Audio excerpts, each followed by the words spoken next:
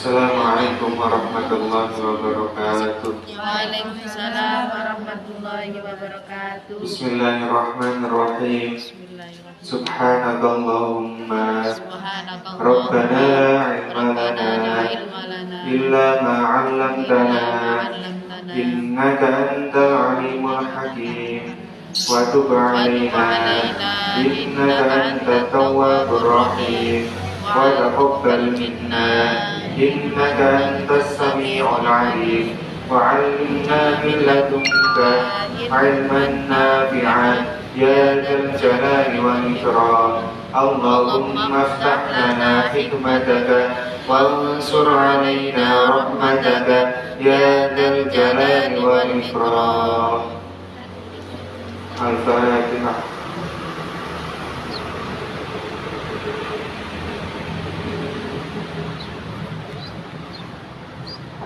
Bismillahirrahmanirrahim. Alhamdulillahirabbil alamin. Wassalatu wassalamu ala asyrafil anbiya'i wal mursalin sayyidina wa maulana Muhammadin wa ala alihi wa sahbihi ajma'in. Amma ba'du. Qala al-mu'allif rahimahullahu ta'ala wa nafa'ana bihi wa bi'ulumihi wa amadana bi asrarihi wa 'ada alaina bi barakatihi fid dharain. Amin ya rabbal alamin. Bismillahirrahmanirrahim. Para sahabat-sahabat fatayat ingkang kula mulyakaken, lanjutaken materi ingkang kala wingi zakat sakniki puasa. Teng kitab Safinatun Najah niku sampai bab apa jenengan apa? Wonten bab haji nih no. Wonten. Sampai bab puasa mawon. Bahkan wonten sing asline puasa niku mboten mlebet. Niki wonten tambahan saking ulama-ulama.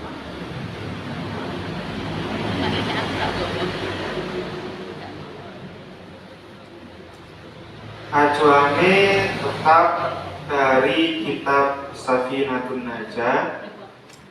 Kula niku tulis lembaran niku lengkap sesuai dengan penjelasan-penjelasan tentang syarah Safinatun Najah dan referensi-referensi yang lainnya. Bismillahirrahmanirrahim. Faslun syurutu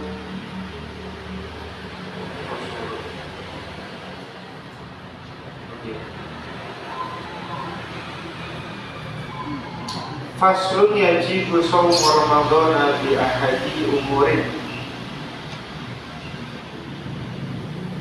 khamsatin ahaduha bistikmali sya'bana 30 yawman Fataniha biru'yatil hilali fi haqqi man ra'ahu wa in kana fasiqan. Fathalisuha bithubutihi fi haqqi man lam yaruhu bi adli syahadatin.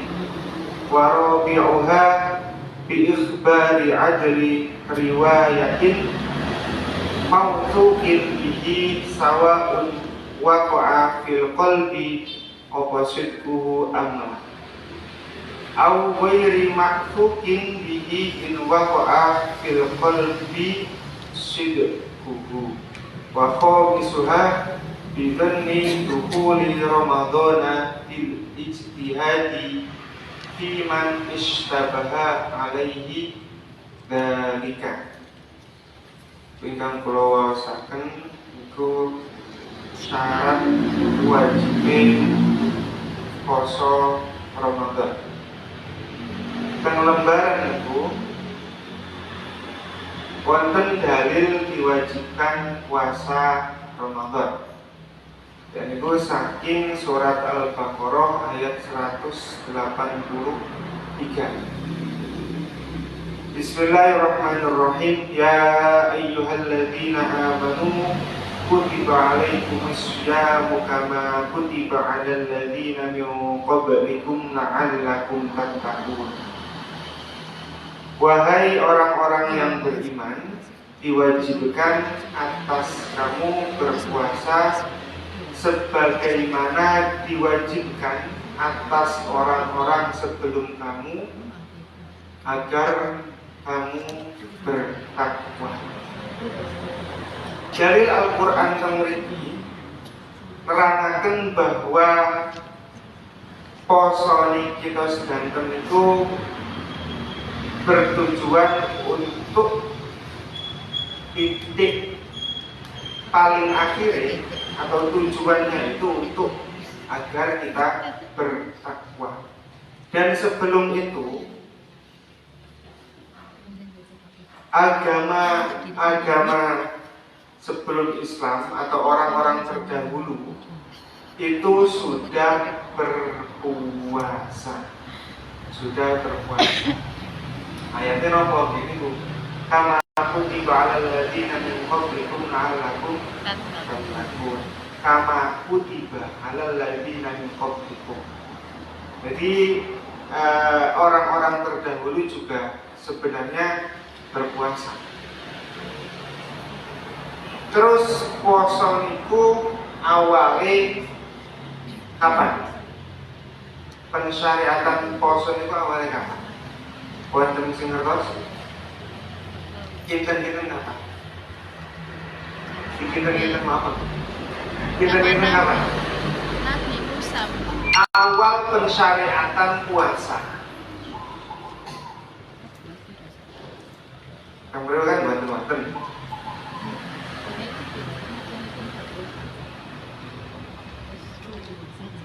Jadi poso Ramadan ini diwajibkan kepada Nabi Muhammad dan umatnya ini pada bulan Sya'ban tahun kedua Hijriah.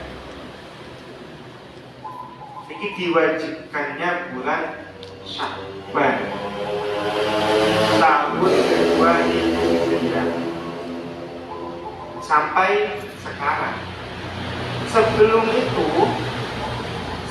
itu umat Islam ketika di Makkah pun sudah berpuasa, tapi poso niku 1 bulan 3 kali. Dan yang wajib ada lagi itu poso Asyura. Poso Asyura. Asyura itu berarti bulannya bulan tahun baru itu ya. Muharram. Iya. Biasanya kan jadinya Tasu'a kali Asyura.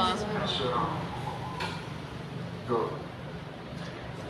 Nah, umat-umat Yahudi niku nggih poso Asyura. Poso Asyura. Kenapa kita harus berbeda dengan orang Yahudi dengan menambah 1 hari sebelum puasa Asyura, yaitu Tasu'a. Kita harus berbeda dengan orang-orang Yahudi karena sebenarnya yang berhak atas Nabi Musa itu adalah umat Islam. Kalian yang saya nonton. Ya orang-orang Yahudi itu tanggal 10 Muharram atau Asyura itu poso. Karena apa? Karena Allah menyelamatkan Nabi Musa dan kaumnya itu dari serangan Raja Fir'aun. Makanya Yahudi itu poso dinten. Kanjeng Nabi ngertos pas wayahe lampah-lampah. Awakmu kok padha poso? Ya aku masani iki. Masani keselamatane Nabi Musa dan umat atas kejahatannya Fir'aun. Terus Kanjeng Nabi tahu, aku jane sing luwih berhak timbang awakmu kabeh. Pada saat itu poso Asyura itu diwajibkan. Tapi lambat laun ketika ayat ini turun tadi, ya ayyuhalladzina amanu ila akhirih. Nah itu ketika turun, kemudian Nabi Muhammad niku dawuh ngeten. Poso sing wingi Asyura. Asyura itu oleh dikerjakno, oleh gak dikerjakno. Tapi poso Ramadan iki wajib dikerjakno. Jadi iki wonten pilihan. Wonten pilihan. Jadi cara ngoten. Tapi pada awal pensyariatan poso itu umat Islam itu tasih diangsalakan maem, terus minum, terus berhubungan suami istri. Sampai kapan? Sampai sholat isya dan itu.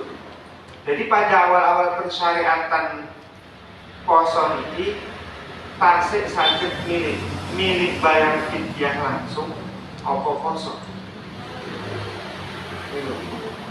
Atau dibalik, milih poso apa bayar fidyah. Tasik wonten pilihan. Tasik wonten pilihan. Sing boten kiat-kiat poso nggih langsung kan. Langsung bayar fidyah. Sing milih poso nggih poso. Berarti mboten bayar fidyah. Tapi ketika Allah menurunkan ayat yang dijelaskan teng Al-Baqarah 187 bahwa puasa itu harus menahan diri dari makan dan minum mulai fajar shadiq sampai terbenamnya matahari. Tapi niku tasik aku ngihan. Orang-orang tidak diperbolehkan berhubungan suami istri.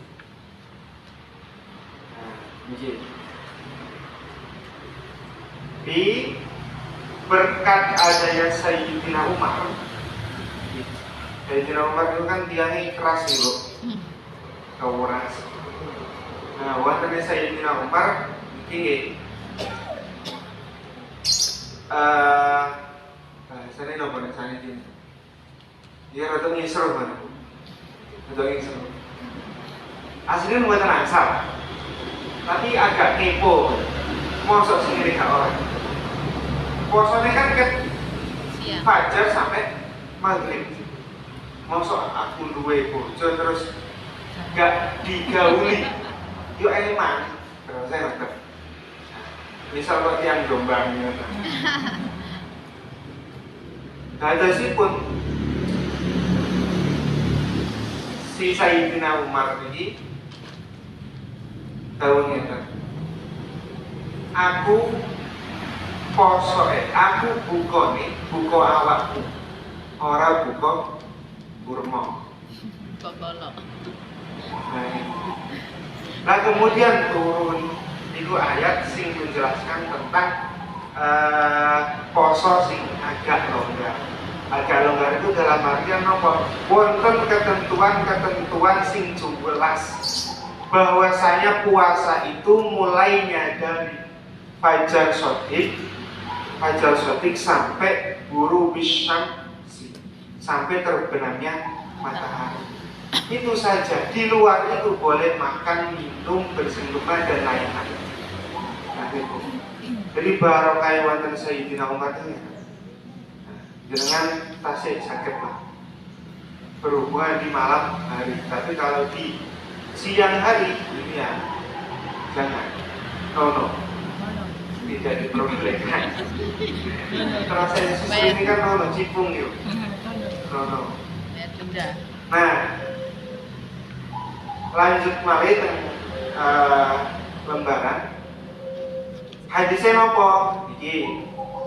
Qad ja'akum syahru Ramadan syahrul mubarakun iftarada sapa Allahu alaikum siyamahu yuftaku fihi abwabul jannati wa tudhallu fihi asyayatinu fihi lailatun khairun min alfi syahr man hurima khairaha faqad hurima.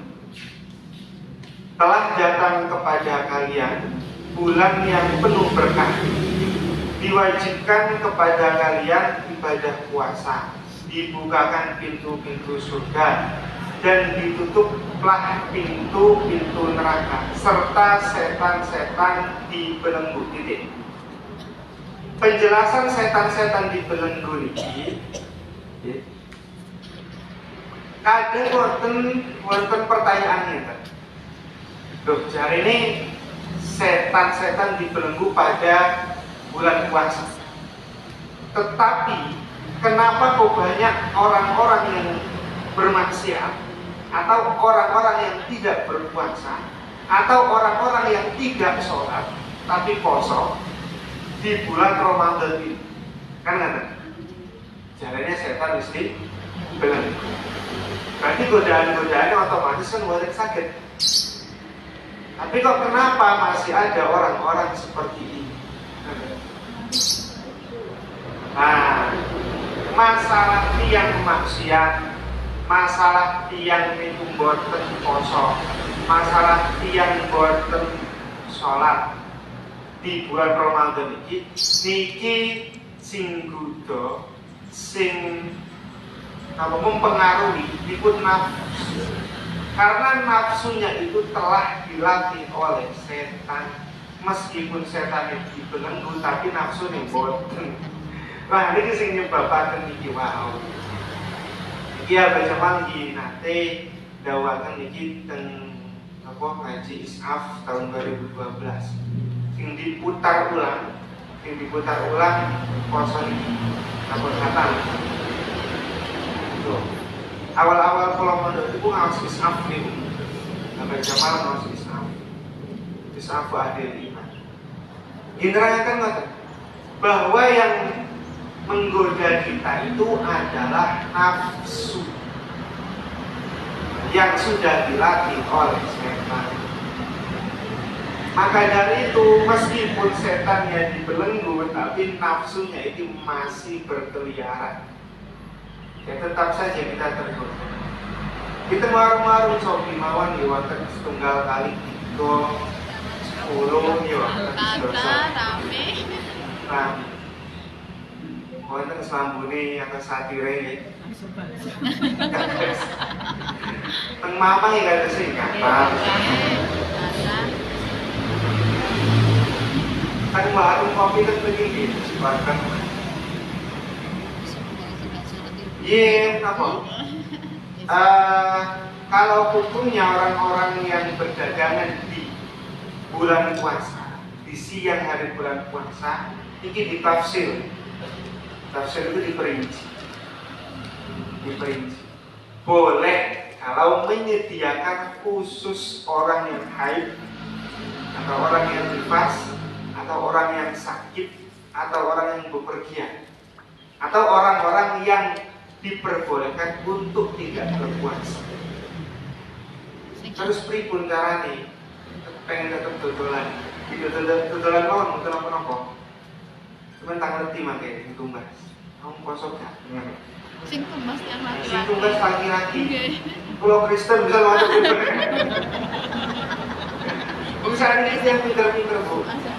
Pas Ramadan waktu itu tumbas kalung salib, buatan isin nih. Tumbas kalung salib, terus kalungnya ini diketok-ketok nomor. Bahwa Kristen. Sebenarnya hal seperti itu tidak boleh. Itu namanya murtad bil fi'l. Murtad dengan perilaku. Betul kan? Menirukan gaya pemain bola selebrasinya ngeten iki. Dikasihnya boten angsal. Boten angsal ngeten. Kan kurang setunggal ini. Nah. Ini boten angsal.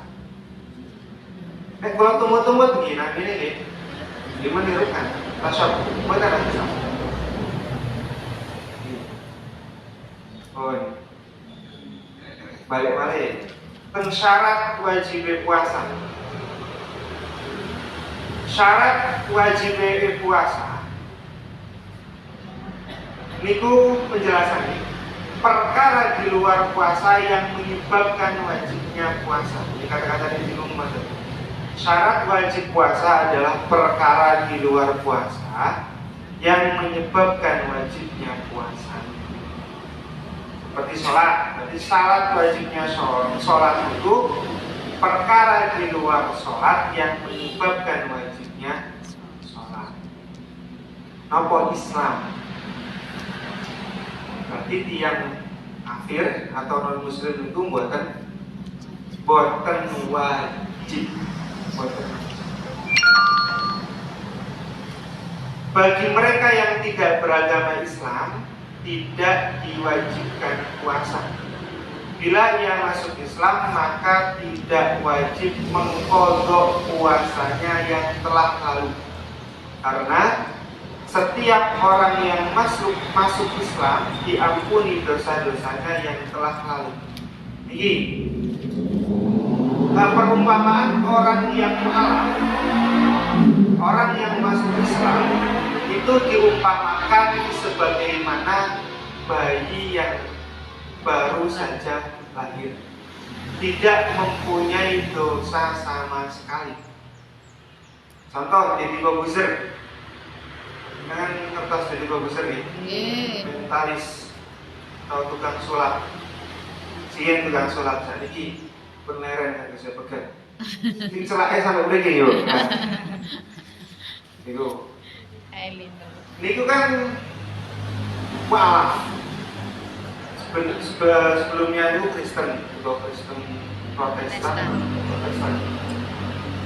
Nah, ketika dia masuk Islam, berarti dosa-dosa yang dulu ini tidak ikut dihitung. Tidak ikut dihitung. Kalau diumpamakan itu seperti HP yang direset. Direset di pengaturan pabrik. Ini data-data ini wonten standar. Virus-virusnya hilang standar. Seperti baru lagi. Mulai dari nol. Balik. Nah, mulai dari nol. Pertamina. Nah, mulai dari nol. Ketika dia beramal, maka hitungannya ya dari 1. Dari 1, 2, 3 sampai. Kalau dia berdosa ya hitung dosanya sejak dia masuk Islam, bukan dulu. Kalau dia kembali ke Kristen non Muslim lagi, bagaimana? Ya dosa-dosa pahala-pahala yang telah dikerjakan ya hilang, lebur lah. Ini wonten firman Allah, "Qul lil ladzina kafaru yantahu yufar lahum ma qad salaf wa in ya'udu faqad madat sunnatul awwal." Katakanlah kepada orang-orang yang kafir, jika mereka berhenti dari kekafirannya, niscaya Allah akan mengampuni mereka tentang dosa-dosa mereka yang lalu. Dan jika mereka kembali lagi, sesungguhnya akan berlaku kepada mereka sunnah Allah. Jadi kebiasaan Allah terhadap orang-orang terdahulu. Dia balik-balik, dosanya juga akan dimunculkan lagi. Dosa-dosa yang dulu-dulu. Di murtad niki wonten murtad bil fi'l, terus bil kalam, sama bil qalbi. Yang paling parah ini bil qalbi. Bil kalam atau bil lisan itu ketika ada orang yang bercanda gurau atau orang-orang yang mungkin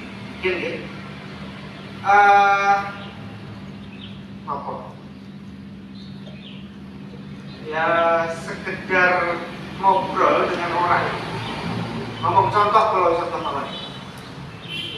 Ampun kula, Wonten rencang kula ngomong ngeten. Aku saiki wis gak Islam. Aku saiki agamane Konghucu. Niki murtad dilisan atau bil kalam. Niki tetap buatan asal kitab selalu tauhid. Kedah syahadat. Nah, atau contoh atau gurauan atau ketika bahas tauhid.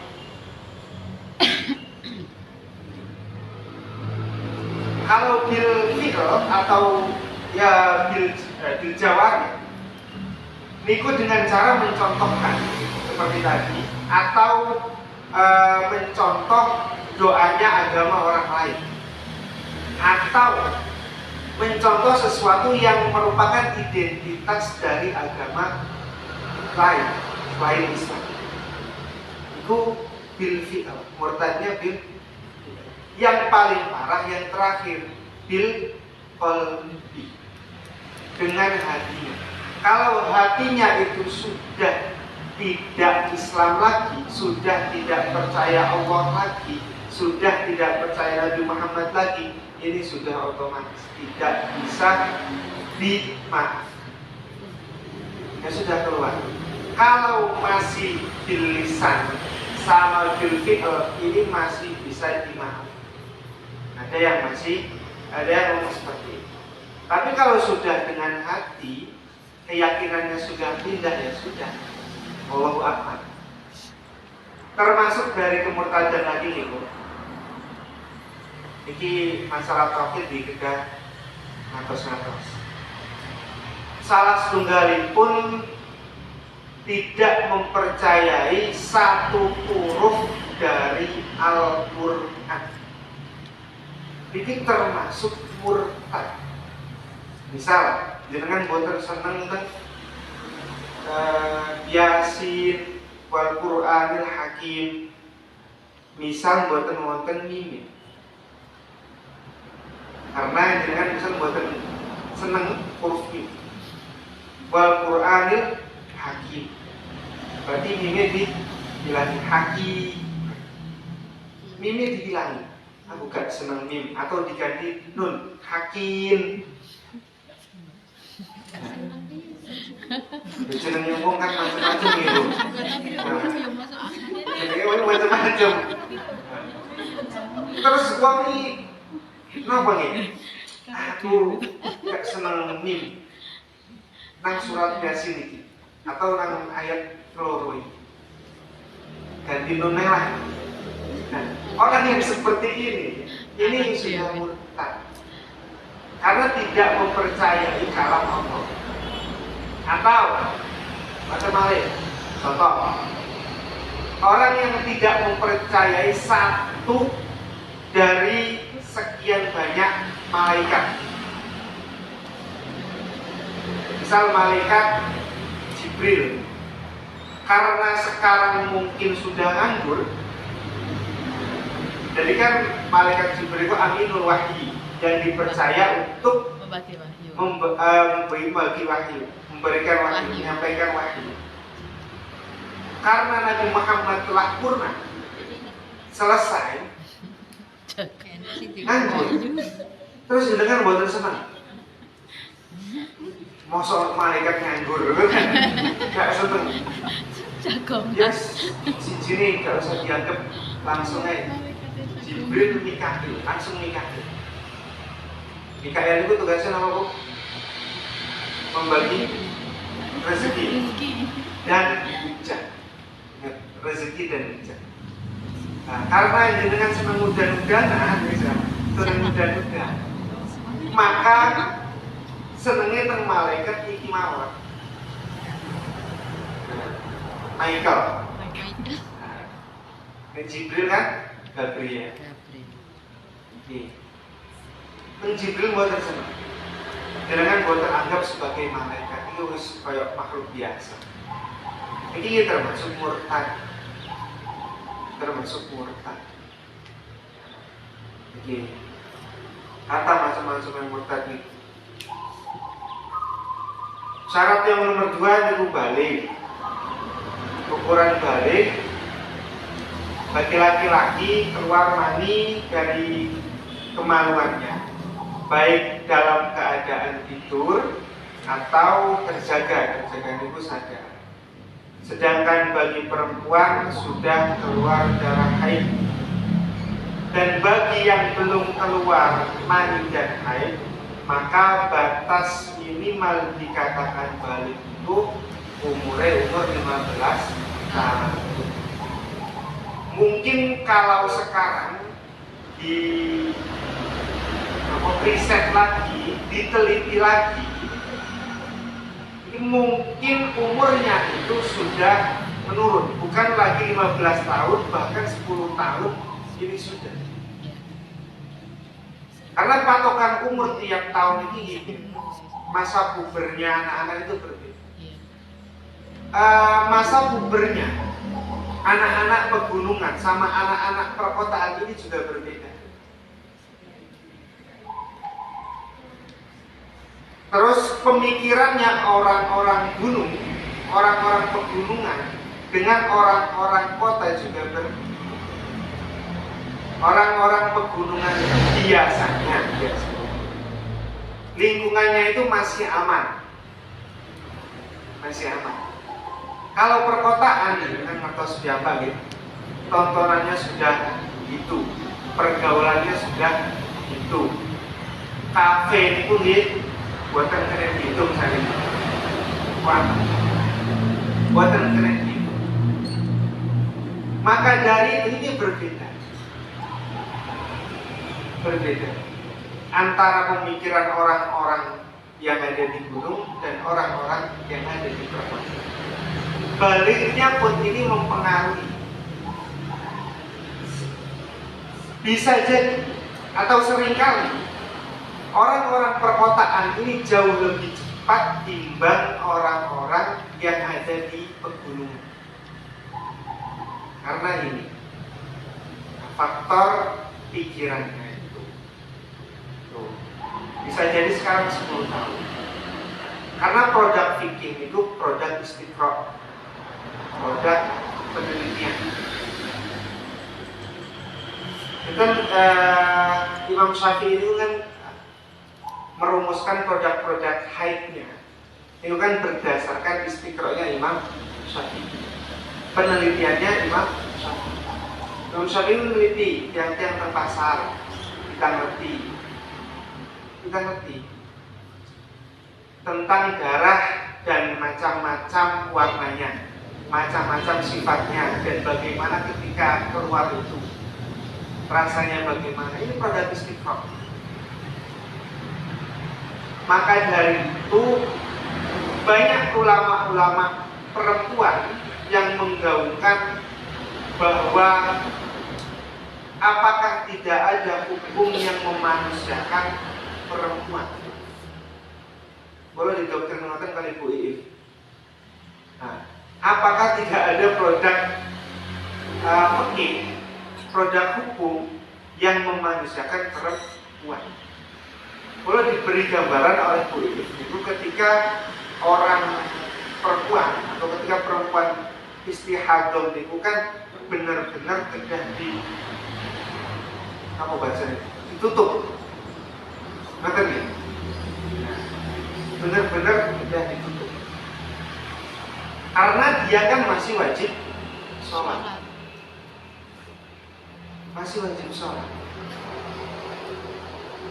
bahkan sampai dibahasakan seperti ini, wong wedok itu duduk botol, sing gampang di apa gitu. Bukan tutupnya seperti ini, tapi tutupnya yang tutup botol kecap, saking nemenin. Nah, maka dari itu ya saya agak ke feminisan. Jadi lebih membela hak-hak perempuan dalam hal hukum, bukan dalam hak kesetaraan gender, tapi dalam masalah dalam ranah hukum, dalam ranah. Ini produk istiqrah. Kalaupun ulama-ulama wanita bersuara pada zaman sekarang, pada zaman sekarang, kemudian memunculkan produk fikih baru, produk hukum baru atas dasar pengalamannya, tapi yang pengalamannya ini tidak sampai keluar dari batas-batas syariat. Ini kemungkinan masih bisa dipertimbangkan. Tidak langsung gol, tapi masih bisa dipertimbangkan. Masih bisa dipertimbangkan. Karena susah menggolkan produk-produk hukum dari kalangan wanita.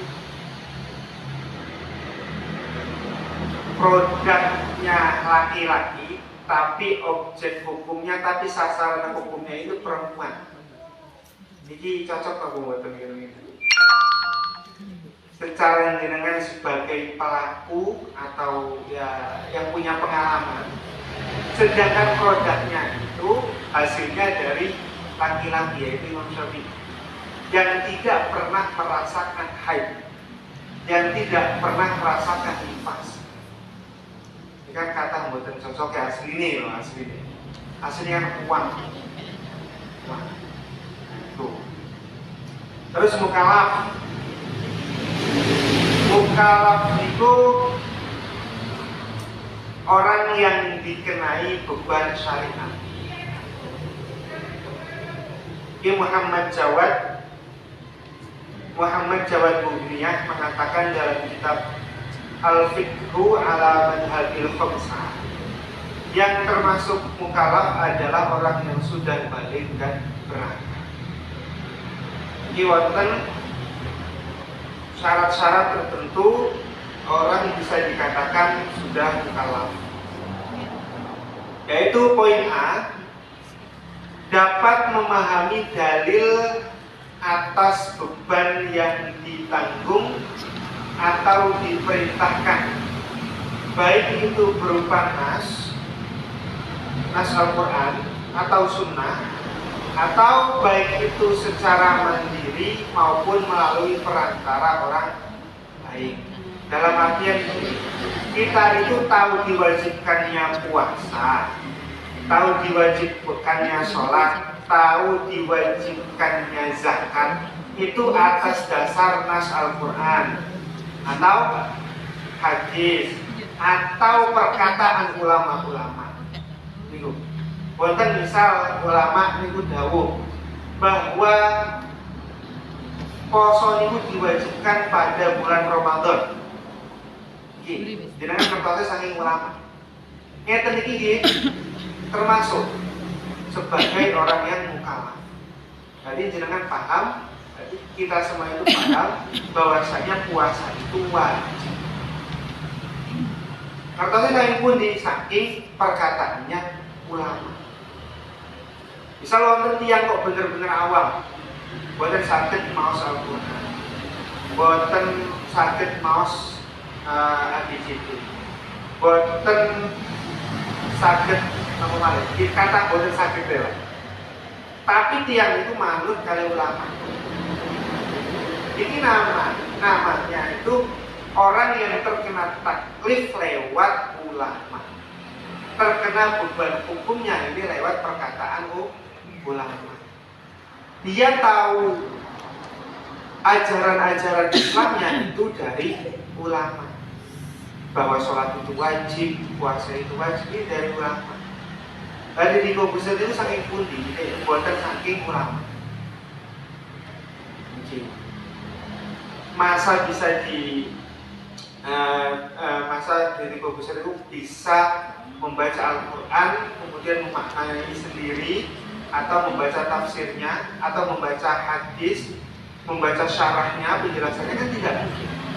Karena dia baru masuk Islam, jelas dari kanan kirinya yang ulama. So aqimus sholat wa atuz zakat. Terus dari komputer langsung paham bahwa sholat itu diwajibkan, zakat itu diwajibkan, harus ditunaikan. Kan tidak mungkin. Jelas ada kanan kirinya ulama yang membisiki diri komputer bahwa sholat itu wajib dan puasa itu wajib, zakat itu wajib. Terus poin B, mempunyai ahliyatul ada. Artinya suatu kemampuan dan kecakapan untuk melakukan perintah atau bertindak secara hukum atau memikul beban taklif. Kalau ini contoh yang B itu bisa dikatakan sudah balik, sudah bisa melakukan perintah itu. Kalau nomor 1 poin A, simpelnya gitu. Simple yang poin A itu tahu. Nomor 2 bisa menjalankan. Gitu. Misal wonten tiang kertos hukumnya poso itu wajib.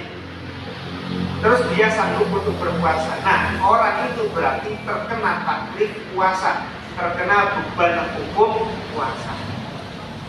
Berarti puasa bagi orang itu adalah wajib. Berbeda lagi ketika ada orang yang tahu hukumnya, misal sholat ya, tahu hukumnya sholat itu wajib, tapi dia itu sedang mengalami gangguan jiwa. Sebelumnya sudah tahu, belum jelas sudah tahu. Tapi karena dia terkena gangguan jiwa, stres, nyalon gak jadi, terus stres, nah,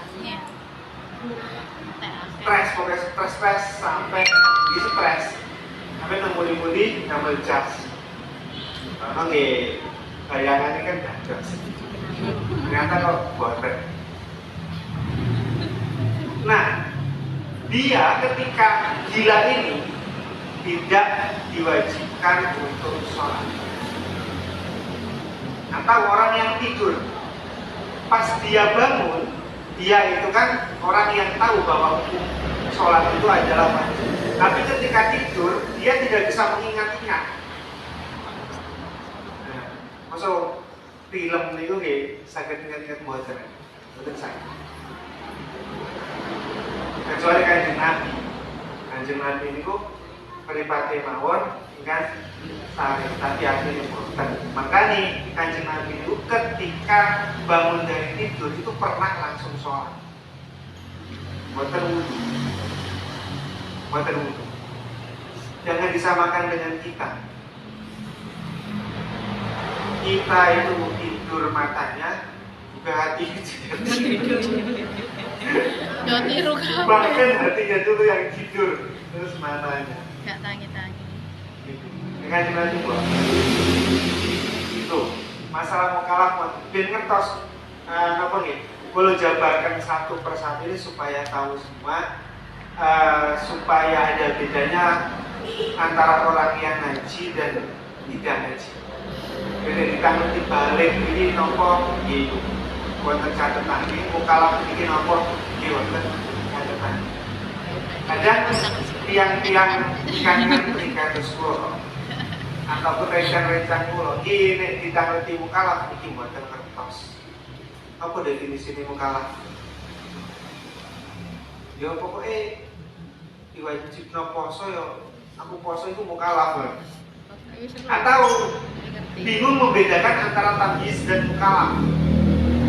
Tamyiz kan bisa membedakan mana yang baik dan mana yang benar. Itu namanya tamyiz. Itu namanya tamyiz. Ini tiang-tiang mondok kados kula. Iki kata ikan si derek mantos. Karena yang sering diucapkan hanya istilah saja. Tapi artinya itu tidak menjabarkan. Ngerti kan sering? Wong mukalaf iku wajib poso. Pas ditakoni mukalaf iku apa? Mbok. Ini kan lucu. Pas ujian baca kitab Ibatan, kalau tak ngerti perbedaan mukalaf karo tamyiz iku apa? Itu. Pokoknya wong loro niki Pak. Iki wajib poso, wajib sholat. Iya. Pokoknya terus ya nilainya kan pokoknya. Nah itu. Makanya kalau tulis di definisinya gitu. Terus syarat wajib yang nomor 4 itu mampu melaksanakan puasa dan sehat. Include atau masuk sehat itu mampu melaksanakan puasa. Mereka yang tidak mampu berpuasa karena sudah sangat tua, sakit dan sebagainya, ini tidak wajib berpuasa. Nah, kewajiban itu diganti dengan membayar fidyah. Makanya masalah bayar fidyah atau permasalahan-permasalahan yang lainnya pertemuan besok mawon. Pas hari Ahad, makanya fidyah orang hamil itu seberapa, terus orang yang menyusui, terus yang lain-lain besok. Dan kalau itu sebenarnya dalam rangka menulis tentang puasa, ibadah puasa dan wanita, atau ibadah dan wanita, khususnya itu ibadah dan wanita.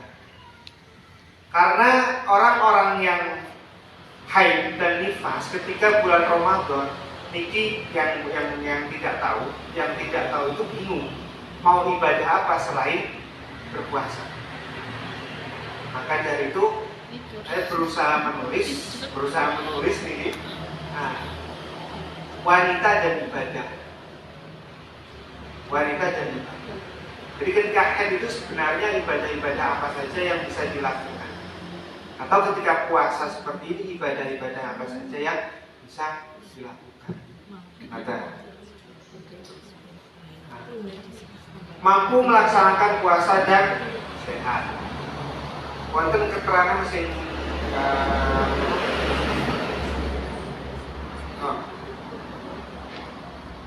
derek. Terus mukim itu berarti wonten teng panggenan. Ketika seorang muslim sedang menempuh perjalanan jauh, safar, maka ada rukhsah, keringanan. Niki meskipun sekarang ada kereta api, pesawat, terus apa lagi, mobil, ini masih ada rukhsah. Rukhsah ini tidak bisa, keringanan ini tidak bisa digantikan karena adanya mobil atau karena adanya transportasi yang memudahkan kita untuk menuju satu tempat. Ini tetap ada keringanan. Keringanannya apa? Untuk tidak berpuasa. Syaratnya, ini perjalanannya itu yang bisa mengkosor sholat, yaitu 83 km. Wonten sing sanjan 80 km, wonten sing sanjan 85 km. Kita ambil pendapat yang 83 km.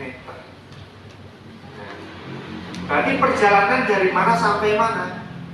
Jombang Surabaya sudah mencapai 83 km. Nah, kalau kita sudah mencapai 83 km ini diperbolehkan untuk tidak berpuasa. Syaratnya keluarnya itu sebelum subuh. Misal dengan bandingkan Surabaya gitu. Terus di dalam griya niku sakderenge subuhane teng pundi? Teng Mojo Agung. Nah, teng Mojo Agung jenengan saged sarapan. Jadi sudah diperbolehkan untuk tidak berpuasa. Di syarat itu sakderenge subuh. Syarat itu. Nah, rencang kula niku boten muhibin. Rencang kula. Boten sing boten santen. 1 2 3 4 5 6 7. Ini karena yang tuanya itu yang memprovokasi. Ini Pas saya pulang bareng. Ini kan saking pondok kan jam 9. Posisi ini Jumat ya. Jam 9 pagi. Jam 9 pagi hari Jumat pas Ramadan ke-18 atau 19. Dari pondok itu jam 9 naik tram sampai stasiun sekitar jam setengah 10-an lah, bulat-bulat arek kan. Terus menjemputi lare-lare itu sampai setengah 10. Wonten rencang itu sing budun teko langsung ngopi. Wis cerita fakta. Langsung ngopi.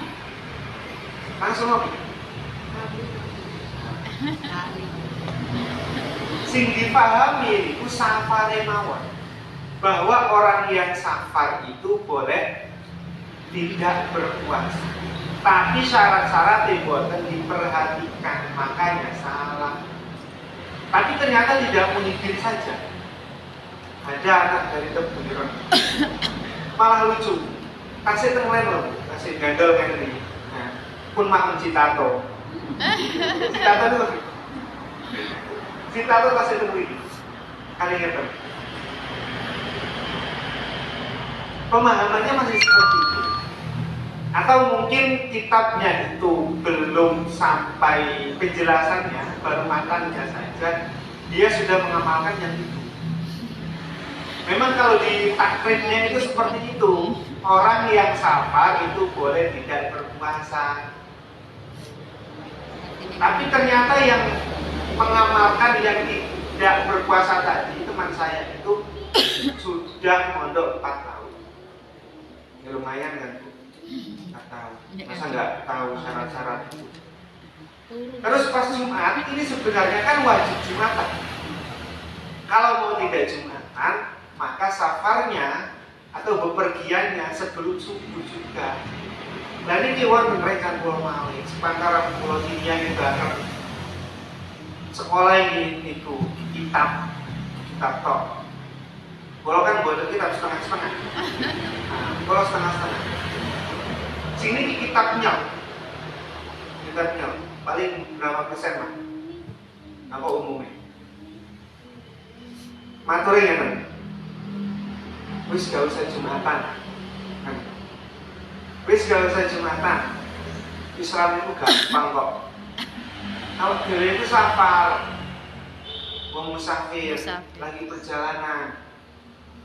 Kalau ke Jumatan gak apa-apa, diganti sholat dulu kan. Terus gue kan agak emosi.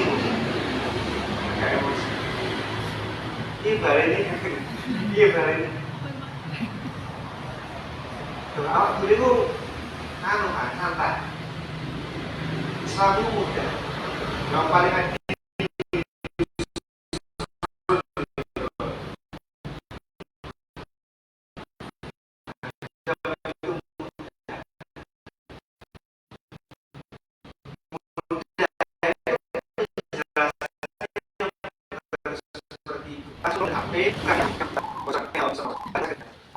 hukum itu masih diwajibkan berpuasa dan sholat Jumat. Kalau mau tidak sholat Jumat, maka keluarnya perjalanan itu harus sebelum hari itu medel mau. Kira kalau matur itu singgah Jumatan monggo, tapi dosanya tanggungan hari itu.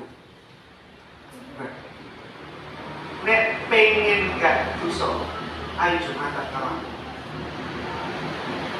Kenapa kok pertimbangannya tidak Jumatan? Teman saya itu dikhawatirkan tiketnya itu kok 10 itu berangkat. Karena jam 1 lebih 8 menit atau berapa menit ya? Biasanya 15 menit.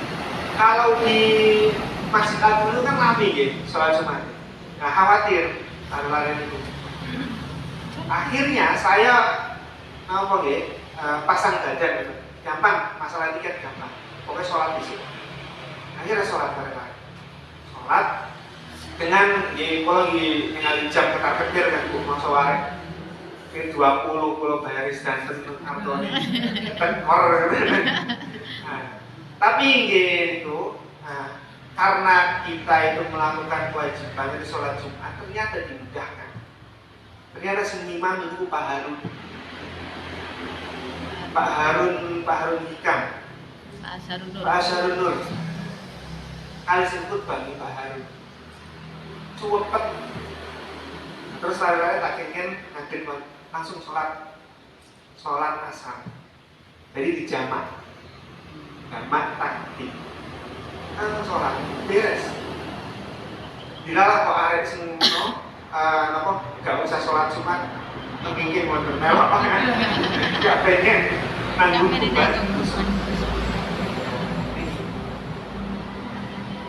Kalau waktu itu kan kita 40 mungkin salah. Masih diwajibkan. Nah, ini terusannya. Namun jika seorang musafir masih mampu berpuasa selama perjalanan, maka lebih utama berpuasa. Terus, jika tidak kuat, ya tidak usah berpuasa. Misalnya ini kan pun enak, sepur gitu, pun ASEAN. Terus mobil ini pun enak, pesawat nopo malih, pun enak sekali. Kecuali mabuk kendaraan, itu beda. Terus syarat saya puasa, lanjut. Syarat saya puasa niku wonten Pak Islam. Orang-orang non-muslim tidak sah bila melakukan ibadah puasa. Kenapa? Karena ya non-muslim meskipun beramal dengan amalia-amalia orang Islam ini tidak bakal diterima. Karena akidahnya najis. Keyakinannya orang kafir itu najis. Menurut pemahaman kita, keyakinan kita seperti itu. Poso, zakat, haji, terus melok-melok di buat bakal diterima. Tapi ketika beramal baik di dunia bakal dibalas sekali Gusti Allah tetap. Ketika didolimi orang-orang kafir terus dia berdoa, doanya dijabah. Terus berakal. Seseorang yang dalam keadaan tidak sadar karena mabuk atau cacat mental, maka tidak terkena hukum kewajiban menjalankan ibadah puasa. Terkecuali orang yang mabuk dengan sengaja. Maka ia diwajibkan menjalankan ibadah puasa di kemudian hari. Sengaja. Seperti contohnya kasus di sholat, jadi ada tidur itu yang dimakfu, ada yang tidur itu tidak dimakfu. Maksudnya apa? Tidur yang menyebabkan tertinggalnya sholat. Ini wonten kali dimakfu kali wonten di sing dimakfu itu pripun? Ketika saya misalnya mantun niki tilem.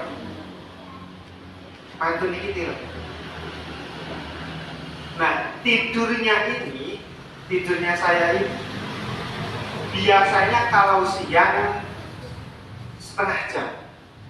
Kalau tidur jam 10 berarti kan jam setengah 11 sudah bangun.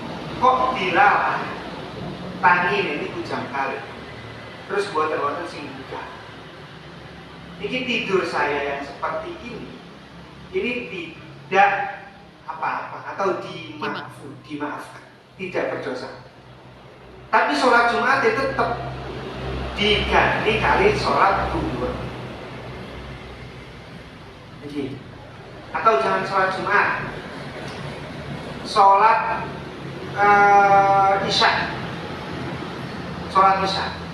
Biasanya mantun maghrib itu tilem karena kecapean. Dan biasanya juga bangun jam 2 atau jam 3. Sudah bangun kan masih bisa sholat isya. Kok ternyata bablas, saking keselnya sampai jam 10 pagi. Rencang pulau wonten lho, satu hari satu malam. Full pas poso. Masya Allah. Jadi sahur ketemu sahur. Lagi. Wonten rencang pondok ini. Kuat film ini.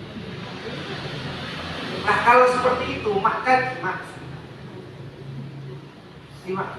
Tapi yang nomor 2 ini tidur yang tidak dimaksud atau berdosa. Sudah tahu kalau siang itu tidurnya lebih dari 2 jam. Kok ketika adzan zuhur berkumandang, dia itu tidur. Ya, tidur. Sudah tahu dia kalau tidur itu 2 jam atau jam 1 dia tidur, jam 2, jam 3 dia bangun dan sudah asar. Berarti zuhurnya terlewatkan. Tidur yang seperti ini adalah tidur yang tidak bisa dimaafkan atau berdosa. Nah, beda kan? Ini kan keterangan-keterangan itu namun orang yang tidak berdosa meninggalkan kewajiban itu orang lupa dan orang yang tidur. Rufi al-Qolam kecuali itu. Tapi harus dirinci lagi. Tidur yang bagaimana yang tidak berdosa dan tidur yang bagaimana yang berdosa. Jadi tidur yang sudah menjadi kebiasaan sampai 2 jam 3 jam, kemudian kita tidur ketika setelah mendengar adzan sholat. Kalau zuhur waktunya pendek, apalagi maghrib itu pendek. Atau subuh alarm muni bolak-balik. Ping 3, nyalakan alarm ping 3. Pertama jam 3:30, jam 4 sampai jam 4:30. Jam 3:30 tangi, materi alarm. Terus jam 4 tangi balik, pipis. Terus alarmnya dipateni, tanggung, seorang satu alarm lagi. Ternyata pas alarm terakhir tidak bangun, kan tertidur kan ya? Ini namanya tidurnya yang berdosa. Ini sengaja kan. Tidurnya tidak bisa dimaksud karena sudah masuk waktu sholat. Kok yondan sholat, turun mana gak pokok. Kok tidur lagi? Alarmnya tidak agak muni, baterainya entek kalau kesel. Bolak-balik muni tapi entek. Akhirnya pure, terus badan muni. Bablas sampai duha, itu subha, sholat subuh kali sholat duha. Rencang-rencang pondok itu biasa nih sholat kodok subuh ini buatan damel kunut, buatan damel kunut karena malu belum. Ganti soto cawi. Sholat sendiri sekolah jam 6:30 kan pun lebet waktu Tuhan kira Tuhan padahal kodok subuh. Tapi ditambahin 2 rakaat biasanya, 2 rakaat Tuhan, 2 rakaat subuh. Gaya, 4 Tuhan, 4 rakaat. Tapi pondok-pondok salaf itu biasa. Sholat kodok subuh itu biasa. Kalau nanti tenglir boyo kan, tenglir boyo itu tepaman dulu. Paman kula niku umur 30 masih mondok. Mondoknya pindah-pindah. Pertama itu di Gedongan di Cirebon, itu hafal Quran, terus teng Kudus, teng Rakyat. Akhirnya itu kitab itu teng Kiai Sakit Akil Siraj, terus teng Rakyat, terus teng Lirboyo. Nah pas teng Lirboyo itu kula dijak melehan sampai jam 3 nih sampai jam 3. Nah ketika jam 3 itu baru tidur, Kayaknya jelas tapi. baru sholat isya, bener sholat isya. Jam 3 sholat isya, terus film tangi jam 9 teng lokal, teng kelas jam 9. Paman kula suwantuy santai ya. Mau patungnya tentu. Ayo sholat subuh. Tanpa ada penyesalan. Enteng banget. Ngomongnya apa? Ayo sholat subuh. Wonten kunuti. Dan jamaah kali kula. Dijaharkan, dibunyikan. Bismillahirrahmanirrahim. Karena sudah biasa. Teng salah itu biasa, lebih mementingkan belajarnya.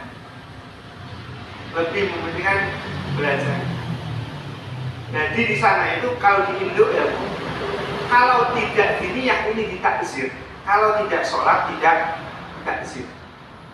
Karena sholat itu hubungannya kali Gusti Allah. Di sekolah urusan kalian pengurus dunia. Ini Indo itu nggak.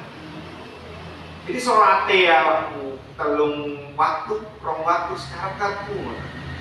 Pokoknya waktu dunia sekolah. Tapi tengah HM buat sing ketat gitu. Bahkan kan dia kapan? Itu ketat. Saat ini di kasus mimpin sholat jamaah itu ditata. Diobrani. Kita Indo ya boten. Kita mimpin itu sholat kodok tasik jarang. Nek salah nih loh, momen. Karena musyawarahnya itu sampai larut. Bisa sampai jam 3, jam 2. Terus ngopi. Terus sholat isya. Terus film. Pet.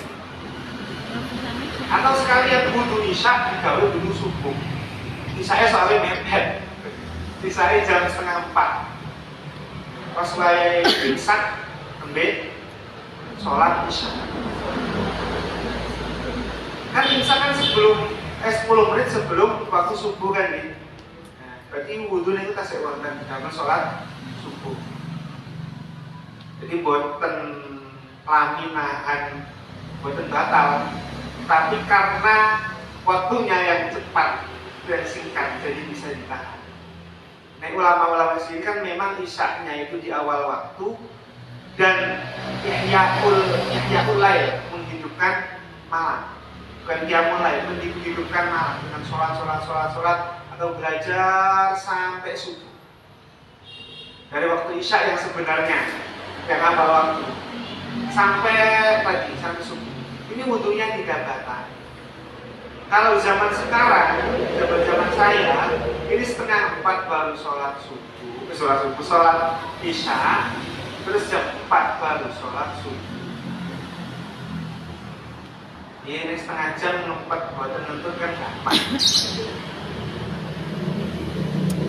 Jadi, Rafi al-Qolam ansalah sati aninna ini hatta yastaiqidha wa as-saghiri hatta yakbira wa al-majnuni hatta yaqila aw yufiqa. Ada 3 yang dibebaskan dari hukum, yaitu orang yang tidur berarti. Tapi tidurnya tadi diperinci ya. Terus orang anak kecil sampai dia besar. Terus orang gila sampai dia itu berakal, sembuh. Au yufiko, sembuh. Itu 3 orang yang tidak dibebani hukum. 3 orang itu, orang yang tidur itu tidak. Terus suci dari haid dan nifas. Orang yang haid dan nifas itu tidak diperbolehkan berpuasa. Terus nomor 4, mengetahui waktunya puasa. Sumu li ru'yatihi wa afkiru li ru'yatihi. Fa in humniya alaikum fa afkiru iddata sya'ban wa berpuasa dan berbukalah karena melihat hilal. Kita patokannya hilal. Kalau Muhammadiyah patokannya hisab. Dikatakan hilal itu tanggal 1, tanggal 2, tanggal 3. Itu namanya hilal. Kalau di atas itu berarti namanya bukan hilal, namanya komar, namanya rembulan. 1, 2, 3 namanya hilal. Nah itu. Rukun-rukunnya besok karena waktunya juga.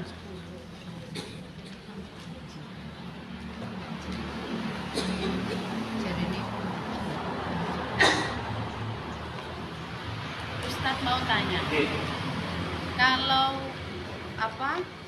tadi yang itu loh, yang musafir yang boleh tidak puasa, itu musafir ya, misalkan kalau orang yang bekerja gitu loh, kayak sopir itu ya, kayak sopir misalkan antar kota, itu gimana puasanya?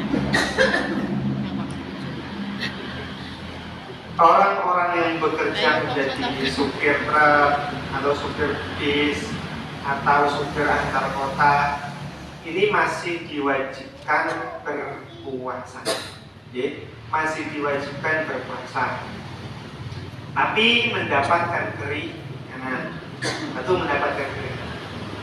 Kalau keringanannya ini tidak diambil, berarti kan dia mampu berpuasa, ini lebih baik. Kalau mau mengambil rukhsahnya, gini saja, malam tetap niat puasa. Malam tetap niat puasa, adapun nanti ketika di tengah-tengah perjalanan tidak kuat karena saking panasnya, ini boleh berbuka. Karena perbandingannya gini, kalau supir truk ini tidak bekerja, maka ada kewajiban yang lain yang ditinggalkannya, itu menafkahi keluarga yang harus ditunaikan juga, gitu kan? Kalau puasa ini bisa diganti bulan depan dengan syarat-syarat tertentu ya. Kalau menafkahi harus 1 hari ya harus nafkahi. Itu.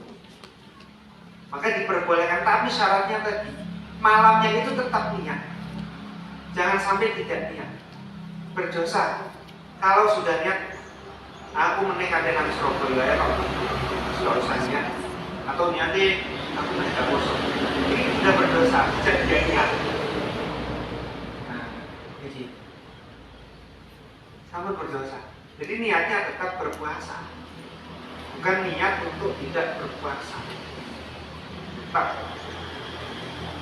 Dan puasa 1 hari ketika ditinggalkan, kemudian dikodok 1000 hari pun, ini pahalanya tidak sama dengan ketika kita semua puasa 1 hari di bulan Ramadan.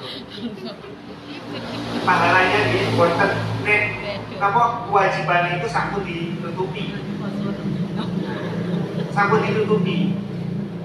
Tapi kalau pahalanya ini tidak bisa ditempel lagi.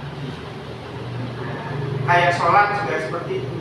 Sholat sunnah, sholat wajib ya harus ditambah dengan sholat wajib. Hati-hati jangan menawi hari TikTok, Facebook atau yang lainnya atau YouTube, ada ulama-ulama berjenggot yang mengatakan kalau berjenggot cuman hati-hati loh, mengatakan seperti ini, sholat wajib itu bisa dikodok dengan sholat sunnah. Jangan dipercaya. Jangan dipercaya. Jangan dipercaya. Boten saged. Wong sholat sunnah niku penyempurna sholat fardu yang bolong-bolong yang boten khusyuk. Kok iki dadi pendel? Saged. Boten saged. Banyak kamu kencingnya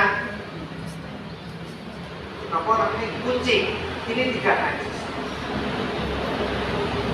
Bukan kata saya, bukan kata saya, tapi kata orang-orang yang berjenggot tadi. Kata fatwa-fatwa yang menyesatkan. Besok saya keluarkan. Jadi buatan apa mau di live terus ini biar mengkonter orang-orang Wahabi. Itu. Buatan pertanyaan lain. Kalau puasa, puasa tapi memberi makan orang tidak puasa, misalkan ada orang yang kerja berat kayak misalkan ngaspal gitu ya, itu kan berat. Terus kita itu puasa, tapi karena kita kasihan, terus kita memberi makan orang yang bekerja itu. Ditafsir diperinci ya, diperinci. Hukum asalnya memberikan makan kepada orang yang tidak berpuasa. Tanda kutip sing asline wajib poso niki Pak nggih. Niki berdosa. Tapi kita ditafsir. Tafsir diperinci. Ditanya orang itu, awakmu bengi mau niat tanggal. Bisa berniat, atau niat poso. Kok dilalah saya ini gak kuat poso. Maka aku jaluk mana. Baru kalau kita mengeluarkan itu boleh.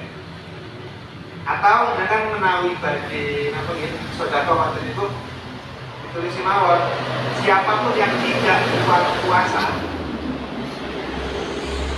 bagi pekerja aspal silakan hubungi nomor saya. Itu baru ada alasan untuk dia berbuka. Kalau sudah dari malamnya tadi niat untuk tidak berpuasa, ya maka berdosa. Sama saja seperti orang yang berjualan. Di keseharian tentang puasa, besok diulas sekalian semua. Jadi baru syarat terus rukunnya besok. Terus tanya lagi masalah sholat, kayak seperti contohnya tadi di pondok, terus ketiduran, kesiangan, kayak sholat subuhnya itu niatnya dikodok atau gimana? Dikodok, iya dikodok. Masih dikodok. Kodok itu gini, kodok itu kan mengganti sholat, tapi di luar waktunya.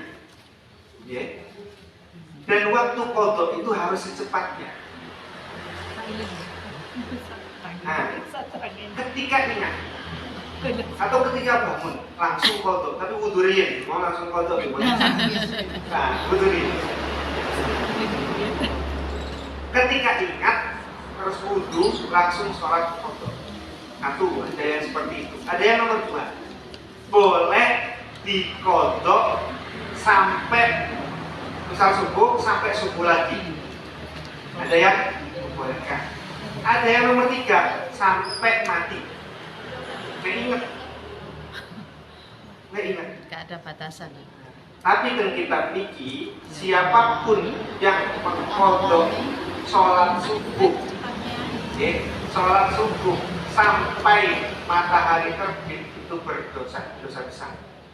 Siapapun yang mengkodok sholat zuhur melebihi dari batasnya waktu sholat asar itu dosa besar.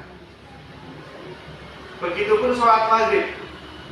Sholat maghrib ketika dikodok kok melebihi waktunya sholat isya dari sampai subuh, ini dosa besar. Kalau subuh batasnya sampai matahari terbit, itu dosa besar. Wong tangi jam 10 kok. Kodoknya jelas kan 10. Ini dosa. Kalau nggak secepatnya dosa besar. Kan kita pikir, kan kita itu nih kasih wonten pendapat-pendapat sing ringan-ringan. Sing milih nomor setunggal monggo, nomor 2 monggo, nomor 3 monggo. Bahkan kalau ada hajat teman-teman itu seringnya kodok. Saya kalau pulang ke rumah naik kereta, kalau keretanya itu jam 11 kan belum sholat zuhur ya, belum masuk waktunya sholat zuhur. Ketika saya berangkat dari sini jam 11, keretanya jam 11, terus saya kan ketinggalan sholat zuhur sama asar. Tidak bisa sholat di kereta karena sholat di kendaraan itu khusus untuk sholat sunnah. Jadi sholat bukan sholat wajib, Bu. Jangan disalahpahami. Bukan sholat wajib. Banyak orang-orang yang sholat wajib itu di kereta, di kendaraan. Iya, berarti enggak. Buat tenang salah. Kalau sholat di kendaraan tadi, sholat ya, misal saya sholat di kendaraan, pilihannya kali qodho atau sholat di hurmatil waqti. Nah, orang-orang itu sebenarnya sholat di hurmatil waqti dan harus diulang kembali ketika di rumah. Tuh, meskipun ada musholahnya sekarang di kereta. Kalau saya pilih qodho langsung. Karena zuhur dan asar, ya, buatan sakit dijamak pas wae budal wau nggih. Nah, sing sakit kan maghrib kali isya. Saya buatan. Nah, maghrib kali isya buatan. Zuhur sama asar ini saya langsung aku kentek tengati. Kulo pilih pendapat sing wonten teng Ihya Ulumuddin, pilih qodho. Karena ketika saya sholat khawatir samping saya itu terganggu. Pada saya ngoten. Terganggu.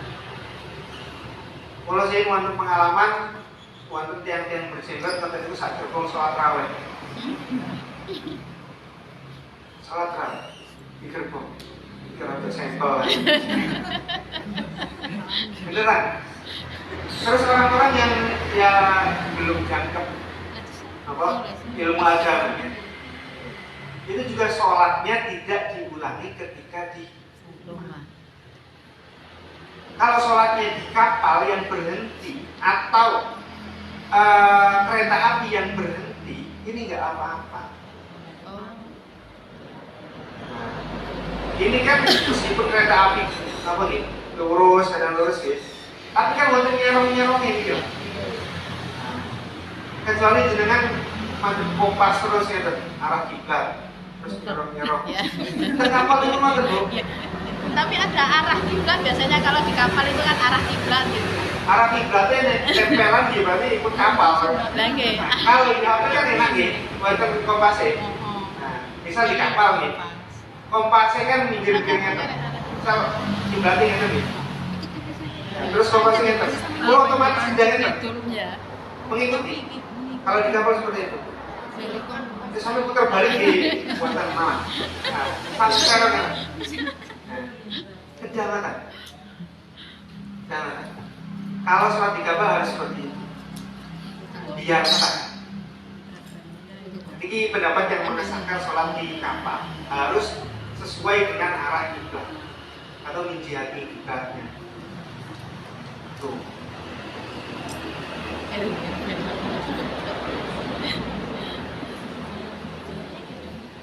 Buatan Malik pun dalu. Ini langsung pertanyaan-pertanyaan mohon tentang sholat nih, mohon nopo-nopo atau haji ini pun bukan haji 2 kali. Masih ada berapa kali? Kita terakhir sisa tanggal 2. Haji 2 kali. 2 kali. Dua kali pertemuan. Nggih. Tanggal Haji 3. satu pertemuan mawon ya. Loh, lagi terakhir tanggal 31. 31 tanggal 31 itu terakhir. Berarti hari Minggu. Hari Minggu sama Jumat ya. Oh, Minggu sama Ya berarti 2 minggu sih, Mbak. Maksudnya besok kan Minggu. Terus Jumat, terus Minggu lagi. Berarti masih ada 3 kali pertemuan. Oh, iya. Berarti 2 kali pertemuan. 2 kali. Nggih, Ini 2 kali. besok tetap poso. Haji ini makin punya mawon. Oh, dari pengalaman teori ini sakit. Aneh pengalaman. Makin bawah. Iya, berarti Bukan dari Dua kali pertemuan. tinggal 2 kali nggih. Minggu besok sama Jumat. Iya. Terus tanggal 31. Maju, wajahnya maju. Berarti perkara puasa sama sholat itu nih, jadi menurut saya di dalam kalau haji kan mungkinlah manasik prakteknya Ya, praktek. Arahnya praktek kan haji. ya dilihat ya.